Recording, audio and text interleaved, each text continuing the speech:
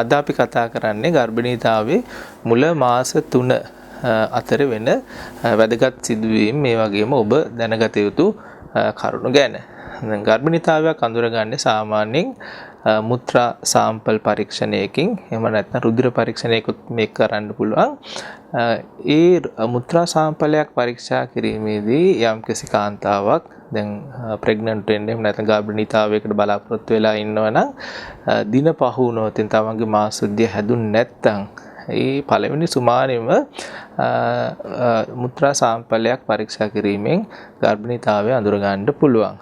එතකොට සාමාන්‍යයෙන් ගර්භණීතාවය සති 40ක් කියලා තමයි අපි හඳුන්වන්නේ. මේ සති 40 පටන් ගන්නෙ ඒ කාන්තාවගේ පළවෙනි එහෙම නැත්නම් අවසාන වරට ආර්තවය සිද්ධ වුණු දවසේ පළවෙනි දවසේ ඉඳන් එහෙම නැත්නම් අන්තිමටම සුදු වීම හැදිච්ච එහෙම පටන් ගත්ත දවසේ ඉඳන් මෙතන ඉඳන් සති 40ක් පුරාවට එන ගර්භණීතාවය අපි කොටස් තුනකට බෙදනවා.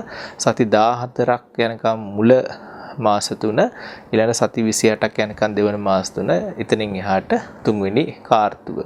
මේ කාර්තු තුන අතරින් වඩාත්ම වැදගත්ම කාර්තුව නැත්නම් වඩාත්ම වැදගත් කාලය කියලා මම හඳුන්වන්නේ මේ පළවෙනි මාස 3. ඒකට හේතුවක් තියෙනවා. ඒ හේතුව තමයි මේ මාස 3 ඇතුළත තමයි කලලේ එහෙම නැත්නම් කුස තුළ ඉන්න දරුවගේ මූලික සැකිල්ල එහෙම නැත්නම් මූලික අවයව ටික වර්ධනය වෙන්නේ විකසනය වෙන්නේ ඒ ෆවුන්ඩේෂන් එකේ පදනම වැටෙන්නේ මේ කාලේ තමයි. දැන් අපි දන්නවා දැන් සාමාන්‍ය වමනය උදරයේ වේදනාව ગેස්ට්‍රයිටිස් වගේ ගතිය ඊළඟ නිතර මුත්‍රා යාමට අවශ්‍ය වීම කටට කෙලෙන උඩන ගතිය වගේ මේ විදිහේ අපහසුතා කීපයක් මේ කාලෙදී සිද්ධ වෙන්න පුළුවන්.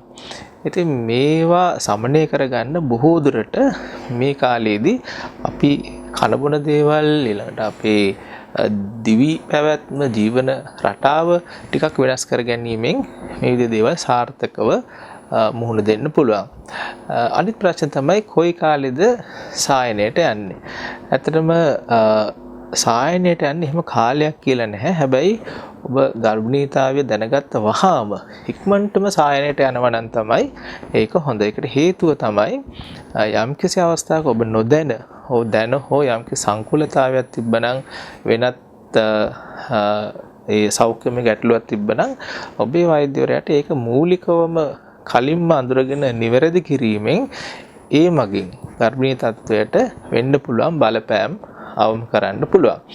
අපි සාමාන්‍යයෙන් ගර්භණී කාන්තාවක් මුලින්ම සායනයට ආවට පස්සේ ඒ කාන්තාවගේ සාමාන්‍ය සෞඛ්‍ය තත්ත්වය ගර්භණීතාවය පිළිබඳ වෙනත් ආබාධ පිළිබඳ දීර්ඝ විස්තරයක් ගන්නවා. පවුලේ මොනවා හරි තියෙනවා නම් ඔය ජාන සම්බන්ධ ප්‍රශ්න, ඒ වගේම ආසාත්මිකතා, පෝෂණ තත්ත්වය මේ විදිහේ කරුණු කාරණා කීපයක් සටහන් කරගන්න ඕනේ. මේකෙන් අපිට නිර්ණය කරන්න පුළුවන් මේ මව අවදානම් තත්වයක ඉන්න මවක්ද එහෙම නැත්නම් අවදානම් නැති තත්වයක ඉන්න මවක්ද කියලා.